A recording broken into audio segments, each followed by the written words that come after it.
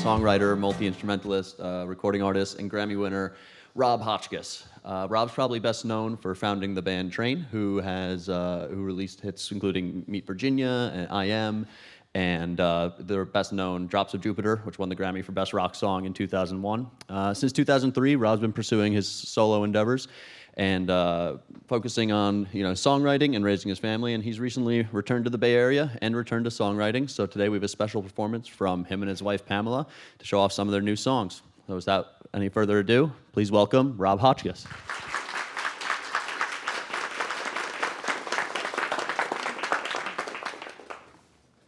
Good evening, Cleveland. I forgot the set list. So here we are at Google. You guys are like innovators, right? We're gonna do an experiment here. Guitar has a way to traditionally be tuned: E, A, D, G, B, E. You won't hear that. Every guitar I've got here is tuned differently. I have my reasons for that. Partly I got bored after a while. Back in Train, actually, in the beginning, I would just, you'd write a song and it just needed to be a certain way. And I own one guitar. So if you're going to play shows, my thought was, well, I need to write 3 more songs in that tuning so I'm not sitting there tuning up in front of people the whole time. So this is Dadgad, D-A-D, G-A-D, just something I felt like I discovered, but some other people have tried this one. But song from a record we have, if you guys want to grab one when you leave, called Midnight Ghost that I made a while ago. A song called Rainmaker. 2, 3, 4.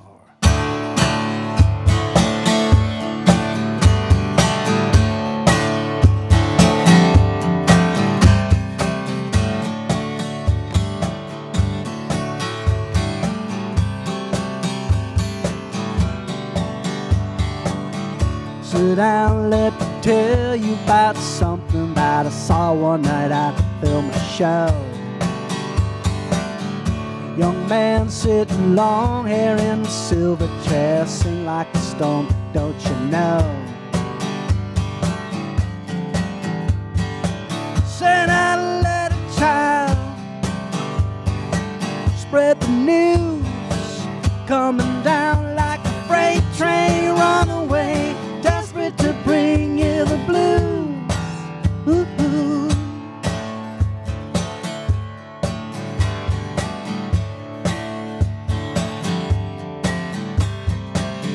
Sunrise in the clouds are slowly gathering out here in our river hideaway. We found how it ever could be better, let the rain wash our troubles away. Souls in the weather, never am I satisfied. Someone's on the phone, let's just don't get it, darling. Let's take a moment for a ride. Sound of the water falling through the trees. I love it, come down out of the heavens, darling, raining on down naturally. Turn up the record player, shut the door, getting high as a homebound aeroplane, feet never touching the floor.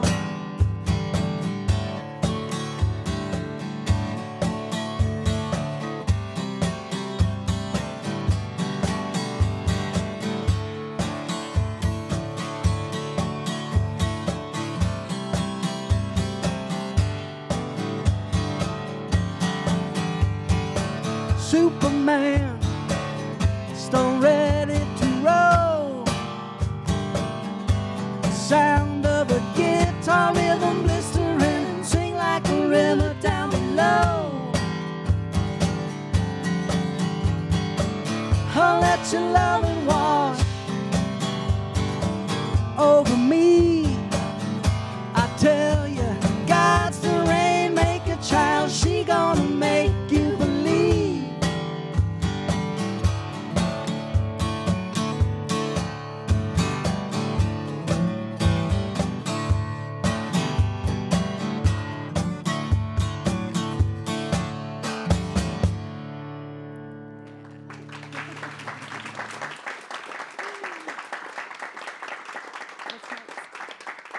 Thank you. And here's one of those early train songs. This is probably like I think I wrote Free, then Homesick, then probably this one called Eggplant.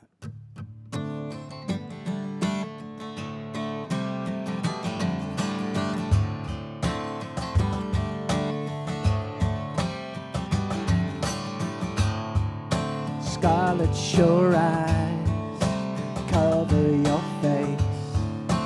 If I could dance, stay in this place, I would be king and you would be mine. I would be day and you would be time. Eggplant caviar for you. For you, for you, for you, eggplant caviar. For you, holding my wings, 'cause you are the sky. Paint me by numbers, and don't ask me why. I am in bloom, and you are perfume, and you are perfume. And you are eggplant caviar for you, for you, for you, for you, eggplant caviar for you, for you, for you, for you.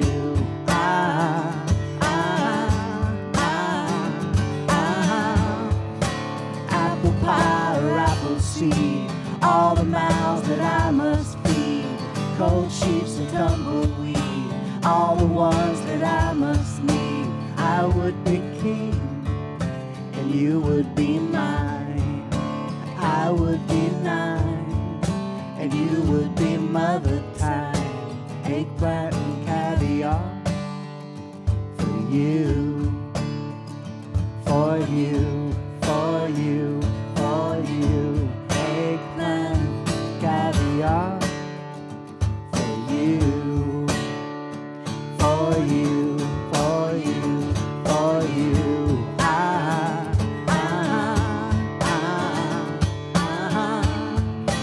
Apple pie or apple seed, all the mouths that I must feed. Cold sheets and tumbleweed, all the ones that I must need. All the ones that I must need, all the ones that I must need, all the ones that I must need, all the ones that I must need.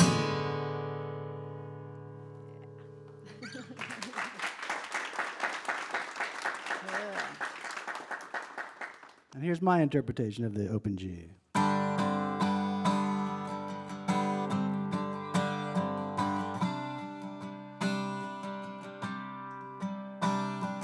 Tell me, my darling, tell me now, what do you see? Tell me, my lover, tell me how good life can be. All the word in your eyes will mean more than enough. In the warm candlelight, where tonight there is only love.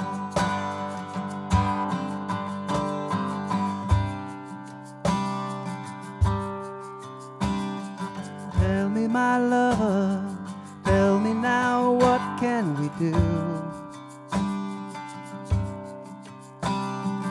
Is there a place or a time where it's just me and you? Where the moon, light that shines like diamonds from above through the trees, as it scatters, what matters is only love.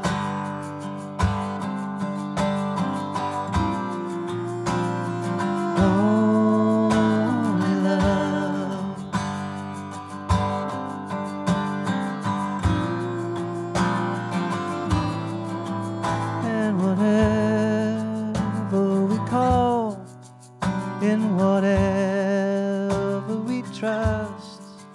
here tonight as we fall.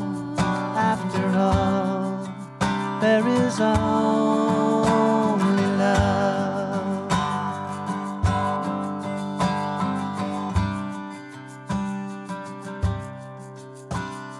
Tell me, my darling, tell me now, how do you feel? Is it enough that we find just a moment to steal?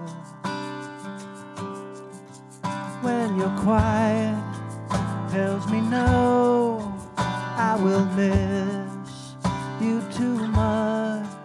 But wherever you go, you should know there is only love.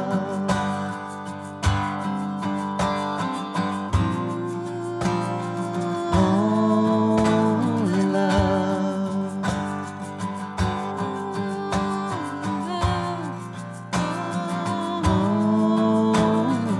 love. Only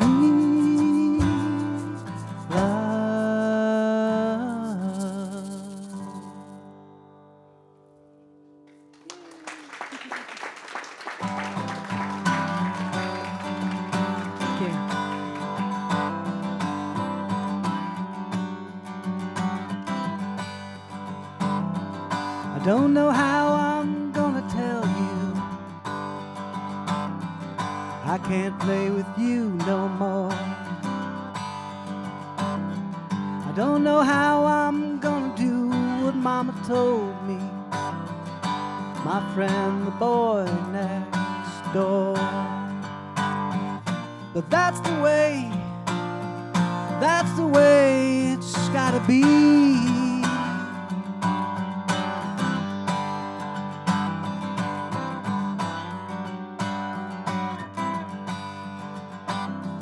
I don't know why people are saying you're gonna let your hair hang down, satisfied to sit there working all day long with you on the darker side of town. When I'm out, I see you walking. Why don't your eyes see me? Could it be you found another game to play? That's what Mama said to me. That's the way it's gotta be.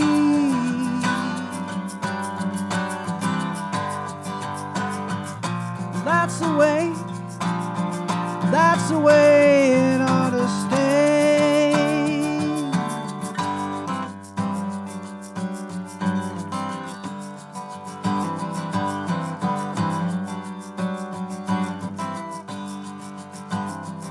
Yesterday I saw you standing by the river, where those tears filled your eyes,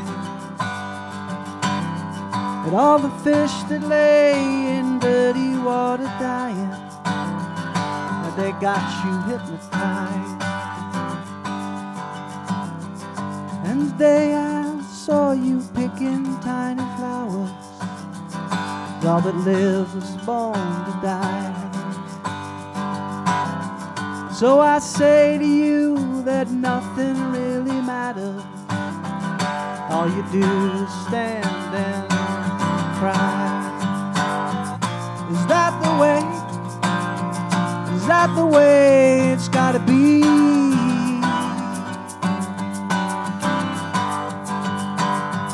Is that the way? Is that the way it's gotta be?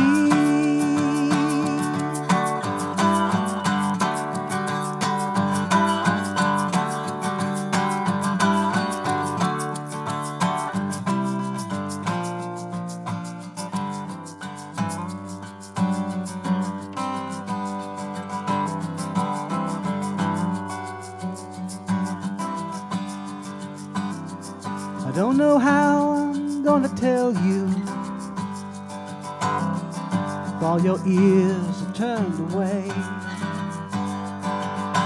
But now's the time to look and look again at what you see, the way it all stays. Is that the way? Is that the way it's gotta be? No, no, no.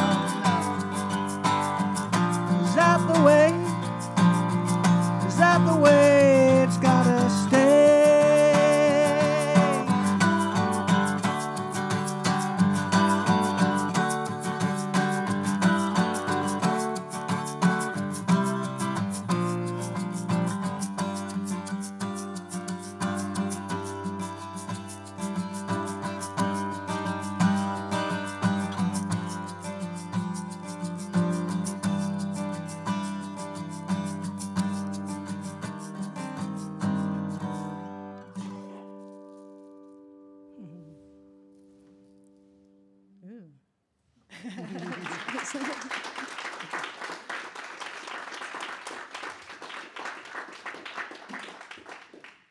So Jimmy Page found that tuning too. Now this one I swear I made up. So I'm writing a song, and it just string by string I could tell what I needed to do to get the sound that I wanted. And this one's particularly strange. This is a 12-string guitar, so there's more strings to it. But you know, normally you'd tune it in D's and A's or something. That makes some sense because then some of the strings would be the same. This one needed to be D sharp and A sharp. It just did. So that's what we have here. A song called Blind Faith. 2, 3, 4.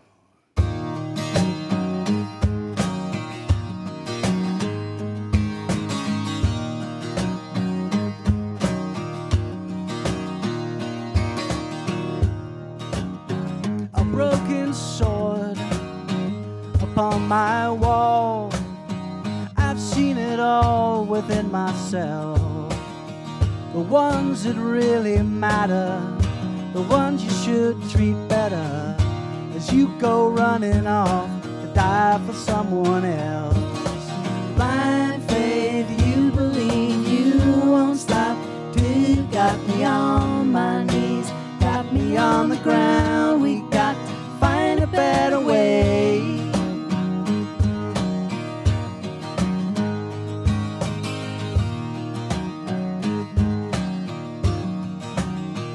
A vacant stare, you've crossed that line. You see behind my back, my hands are tied. Through the night I'm running, through the night I'm coming, through the night I'm running, through the night I'm coming. Blind faith, you believe you won't stop till you got me on my knees, on the ground. We got to find a better way, find a better way, find a better way.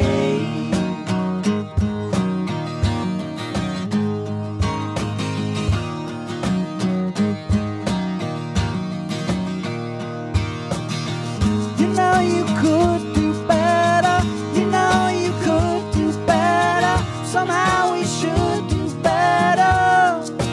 Trumpet in the fall, you don't have to follow. Blind faith, you believe and you won't stop till you got me on my knees, got me on the ground. We got to find a better way. Blind faith, you believe and you won't stop till you got me on my knees, got me on the ground. We got to find a better way, find a better way, find a better way.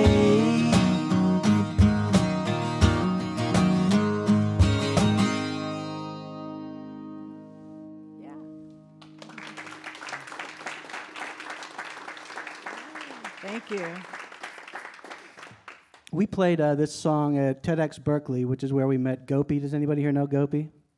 So he's a Googler. Google does the Marketing. he's one of the I think, yeah. Yogler. He created that thing.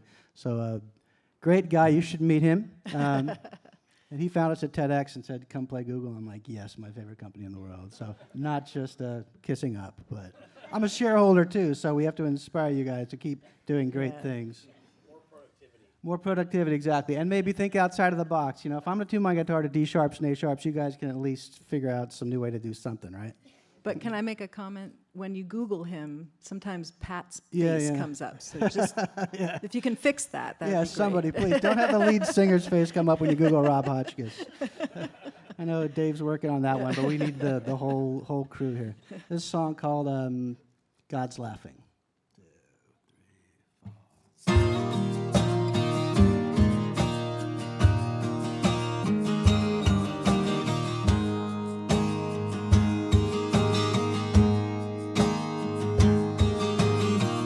In a place called love, where the river falls into the sea,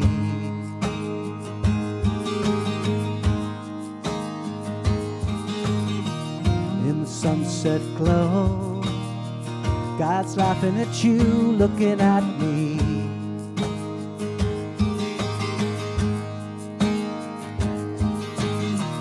We write the oldest story, love story.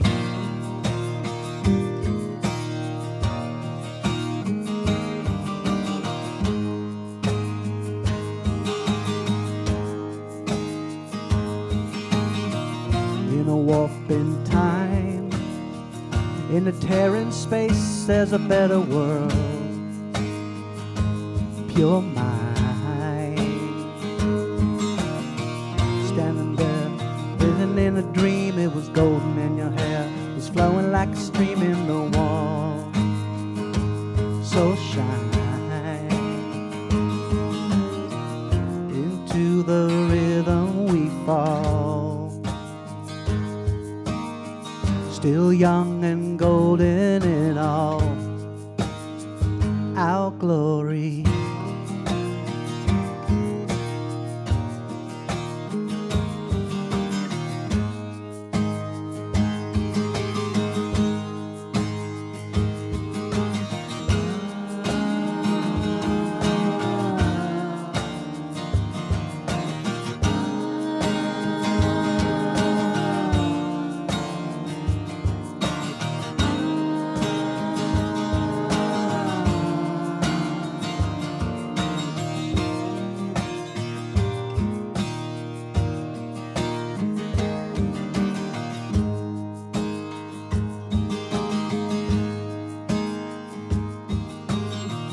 In a place called love, in the skies above, or maybe down by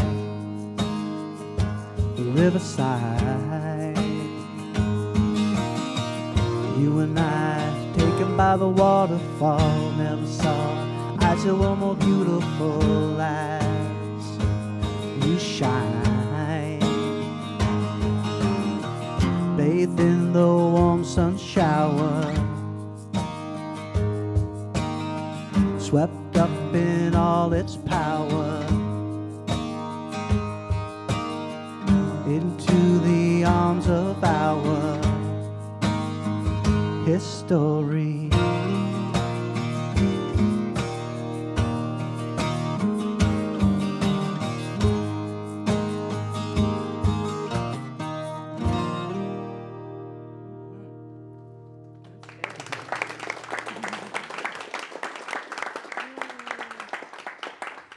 Thanks. So this is proof that when you write one, you got to write two or three. So when Dave mentioned I had left Train and embarked on a solo career, the truth is I actually disappeared for a better part of a decade. And why am I doing this again? Because I wrote these songs. You write songs, you're going to throw them in your closet, or you're going to put them in front of people. So I wrote Blind Faith, God's Laughing. God's Laughing, by the way, is a pagan song. It's the gods. All those gods are laughing, not just that one. This one's called Glide, and the most recent one that I wrote.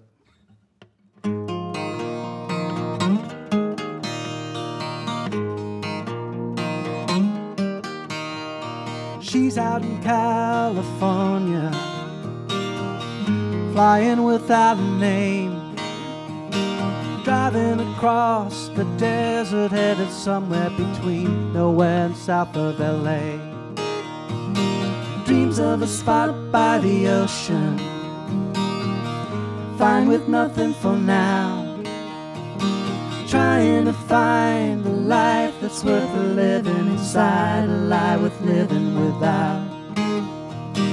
What if everyone, what if everyone could glide along? What if everyone, what if everyone could glide as if it'd never be wrong? And the fire settles down in a small quiet town in America, and the miracle lingers on. Climbing out of the valley, rising up from the haze, over the lights of the city as it glitters at night, blinds in so many ways. Rolling down the canyon, windows open wide, radio playing a song she hadn't heard in so long. She found a moment to glide. What if everyone, what if everyone could glide along? What if everyone, what if everyone could glide as if it'd never be wrong? And the call echoes on, the one love that lies deep inside of me cries out at me to be born. And desire takes the form of one looking out for another, and the other offers his own. Diving into the ocean, rising up from the foam, caught across between the puzzle pieces fitting, feeling so far from home. She's out in California, for now she's gliding along, getting enough to know there is no giving up, and love could never be wrong. No, love could never be wrong. Our love could never be wrong.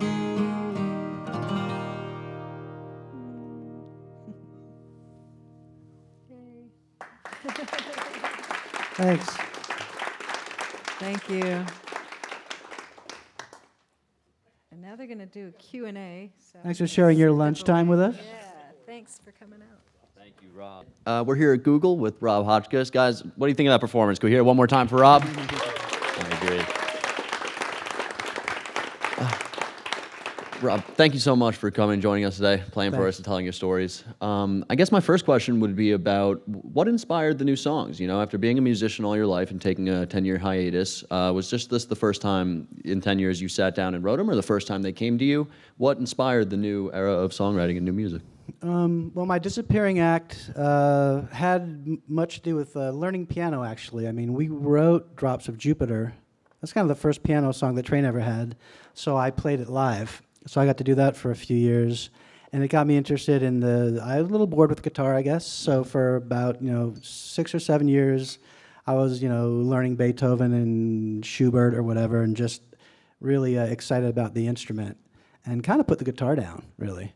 So about a year and a half ago, I moved back to the Bay Area to actually play with one of the former members of Train, Charlie Colleen, and Tom Luce and I put a band together called Painbirds, wherein I picked up my guitar again. And I think when I picked up the 12-string, I was recording, and I just got into this thing where the tuning it tuned itself to what I was hearing. And like I said, I wrote Blind Faith, and if you're going to write one, you may as well write some more. So I came up with that batch of songs that way. Wonderful. And how has some of the content of the things that you write songs about changed now? I mean, you're a different man now than you were when you were writing, say, Drops of Jupiter and the original Train songs. Do you find deeper meaning in them? Do you find that you're writing about different things? What are you writing about these days? I think my stuff has always had a bit of a, I don't want to say message because that sounds dated or whatever, but I don't want to just write pop songs. I want them, they have to come from my heart. Blind Faith, I think I look, that song, you look out at the world and you just see some things that are going on that are disturbing.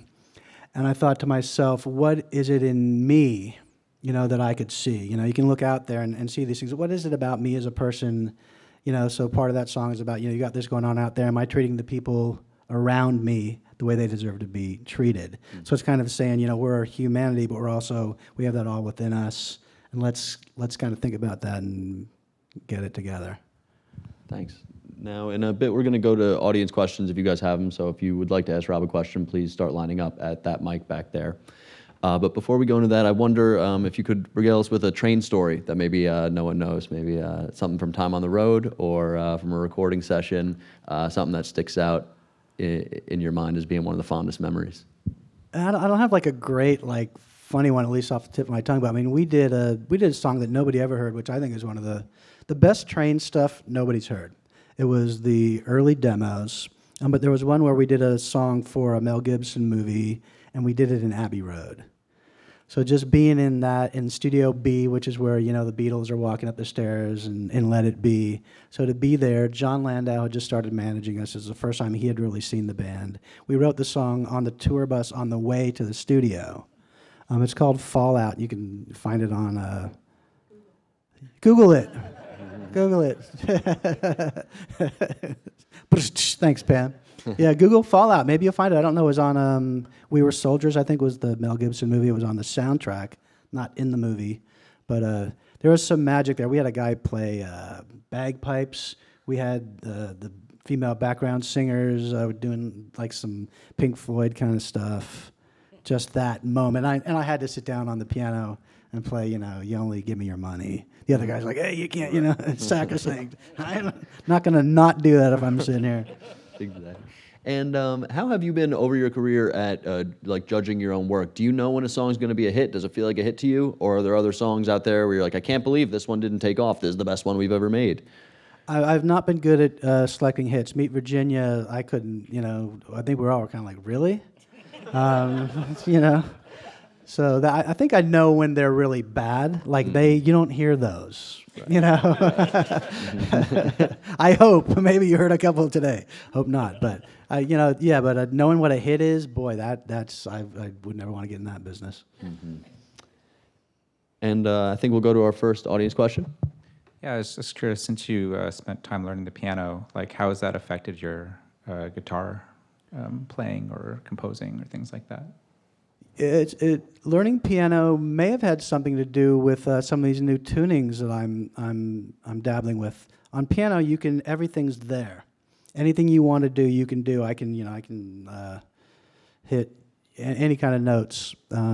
Guitar, the way they've decided to tune a guitar, standard tuning, it's most conducive to being able to do the most things with. But it just doesn't sound the best to me. It doesn't ring in a pure sort. There's even a theory that the Nazis had something to do with A440, that it was to terrorize the world or something, but I'm not going there. But even take a guitar and tune it lower, do something, And so maybe, just, I don't know, bend the rules a little bit. So piano got me re-excited. Doing all that piano got me, finally, when I got back to guitar, I was re-excited to kind of revisit an old friend. Yeah, I did some composing on piano as well. Some of these songs you played for us on guitar today were originally composed on piano, and you had to figure out how to kind of transpose them into a guitar arrangement? These not, actually. These were written on guitar. So there's more in the closet that we can expect coming soon? Yeah, perhaps, yeah. All right, sounds great. Looks like we have someone heading over for another live question. First of all, thank you. I really enjoyed all your songs. Thanks. And I wanted to ask you, when you're writing a song, I know we've already asked you, how do you know you're done? But then, like, what is the process that you go through when you're creating a song? I would love to know that. I think the songwriting process for me, it's almost like a song will come to me, and the last song that I played you guys called Glide, that guitar part, the main guitar part came to me, and part of the vocal came to me. And I kept telling my family, I said, this is either going to be the best or the worst song I ever wrote. Because you have to believe in it. You have to, this thing comes to you. It's almost, I feel like a receiver. If you just put yourself in the place where something can come to you, it helps to have a guitar in your hand, or you're sitting at the piano. But it comes to you, and then you just have to believe in it. It's more typical for me that I end up with the thing that I started with than that I jettison it. And there are exceptions, but it's kind of just believing in what you've been given. The most recent song I wrote, or I'm actually in the process of writing, came to me in a dream. I'm there, and it was actually Bob Dylan playing what was more like a hip-hop song. But he's doing it. I've been at Pearl Jam rehearsals in my dreams, and they're playing this song, and it's really good. So if you can just remember it, you were given a song. It doesn't usually happen that way, but there have been a few of those. I can't leave that one alone quite yet. You had a dream about Bob Dylan singing a hip-hop song, and now you're trying to recover that and write that as your song. And this one I did, actually, because I woke up, and I have, you got your iPhone these days. It used to be an old tape machine or whatever. But I woke up, and I kind of just did the beatbox thing that I was hearing. Then I went to the piano and did the melody, because this was fully formed. Wow. And then the melody with the singing. Wow. So that one, you'll... Do you think you captured it? I do, actually. Most? Wow, yeah, looking forward to it. Yeah. It will not sound like a Bob Dylan song, just so you know. You won't... I don't remember it actually right now. Yeah, it's on my phone. Good point. How much non-musical infrastructure is needed to take a song that's a hit and make it a hit? Let's say your identical twin wrote Drops of Jupiter and wasn't in a band. Mm-hmm. What's needed to get that on the radio? That one was interesting. That was when we first started coming up with that. That was, to me, like a rock song. The label president, it's weird to have somebody say something good about a label president, but he heard a string arrangement. He had an idea of who the guy would be. He said, this is Paul Buckmaster, the guy who did the Elton John arrangements. He said he'd be perfect for this song. So I had this, this demo of this rock song that I got used to, and I'm sitting at home and I get in the mail this version with the strings on it, and I was like, "You got to be kidding me!" What happened to our song? I actually did prevail in getting the strings to come down because they really beat you over the head at that point. But I hated it. I hated those strings. So I think maybe he had that vision. That song without the strings, does it still have the same impact? Maybe not. So the arrangement was important in that one. Different ways of going about it. The Stones are a great example of a band. They would sit there and just kind of, they were talking about Exile on Main Street, where everybody's sleeping and Keith and Charlie are just jamming. It's 3 a.m. and they're however drunk they are or whatever. And Keith would just wait till he knew he had something. He would just feel it, and then you wake everybody up and you get it at that moment. So that's part of it. If you can come upon something at the moment of creation, that the Stones were the kings of that. Those early records. Beatles, Little Richard. You had to do it. You didn't have a bunch of, you weren't overdubbing a bunch of stuff. They went in and made a record in 2 days. So if you can capture the moment of creation, that's where you get that real magic. How's it get on the radio? These days, we were talking about that. These days, the labels are basically gone. They were the filter. They could tell us, here are the 20 bands you should listen to. Now there's, 20,000 bands that you need to find. How do you get it on the radio? I think it's harder than it's ever been. Radio seems to have, there are 20 artists who get all the airplay. And the rest of us have to use Google ads or whatever. You guys know what it is. AdWords. You got to get creative and do whatever it takes to get people to hear your song. I wish I had a better answer. Thanks. Is there any advice you'd give to a young aspiring musician or songwriter? I would say do it because you have no choice. You know, don't want to become one. You know, work at Google, be a lawyer, do something. You know, it's hard. You have to. I mean, our son is a musician. He's actually the talent in the family, and he said recently he just has to do it. That's why he should do it, because you just can't not do it. What are you most excited for coming up? Most excited for coming up? We have a show at Lafayette Town Hall, which is going to be interesting. It's with a group called Notes for Hope, Cancer Awareness and Prevention. That's in July, and that's full band. So what you saw was, you know, us bringing it to life with an acoustic guitar and a box drum, but full band drums and bass and you know, rock and roll. That's July 16th in Lafayette with Notes for Hope. So excited about that. We're also going back to, we were up by Seattle on Vashon Island before we moved here about a year ago. And they built a brand new theater there, and they're going to have us come play there. So if anyone's in the Pacific Northwest, that's why I bring my wife, July 9th. We're going back home to Vashon Island, so those are both exciting shows. Wonderful. Yep. That's so great. Remember to grab a copy of Rob's CD on the way out, and let's hear it one more time for Rob Hotchkiss. I love to never be wrong.